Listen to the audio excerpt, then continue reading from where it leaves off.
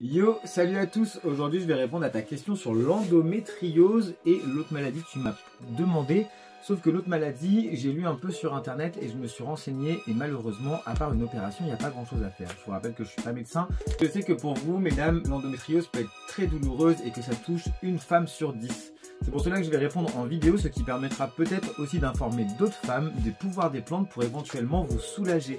Attention, cela n'est pas un avis médical et il faudra plutôt consulter pour... Alors, quelles sont ces plantes miracles, les gars? Enfin, les meufs, pardon, mais bon, si t'es un mec et que ta meuf elle va pas bien, tu peux peut-être aussi lui faire plaisir et la soulager en lui achetant des bonnes plantes. En premier, on a l'achillée millefeuille, connu pour ses propriétés décongestionnantes de l'utérus et son action progestronique, j'ai oublié, désolé. Elle peut aider contre les saignements abondants et la détoxification des œstrogènes. Le thé vert aussi. Le thé vert est rempli d'antioxydants. Il peut diminuer le stress oxydatif, un facteur connu pour l'endométriose 2. Alors visiblement il y a 2 endométrioses, peut-être même plus. Je sais pas. L'achillée.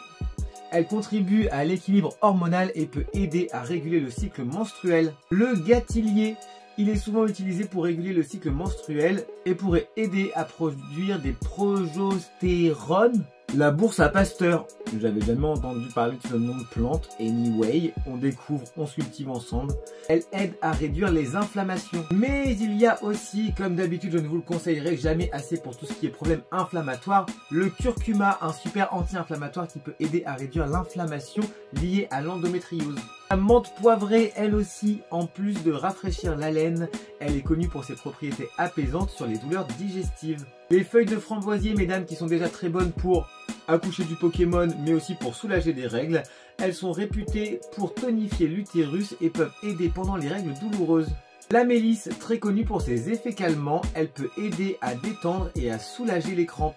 Et notre dernière plante sera l'ortie, riche en minéraux, elle est aussi utile pour son action anti-inflammatoire. Pour préparer une de ces infusions de plantes, rien de plus simple, encore une fois, tu fais chauffer ton eau, tu fais infuser, tu respectes le temps d'infusion et la température de l'eau pour en ressortir les meilleures propriétés. Comme d'hab sur les petits sachets que je te vends, tu as la température de l'eau ainsi que le temps d'infusion à respecter. Vous pouvez boire des infusions ou des thés bien sûr tout au long de la journée. Les infusions de plantes, on va en boire 2 à 6 fois par jour tout en écoutant votre corps idéalement comme d'habitude et en suivant les conseils d'un spécialiste. N'oubliez pas que chaque personne est unique et que ce qui fonctionne pour quelqu'un ne fonctionnera pas forcément pour l'autre.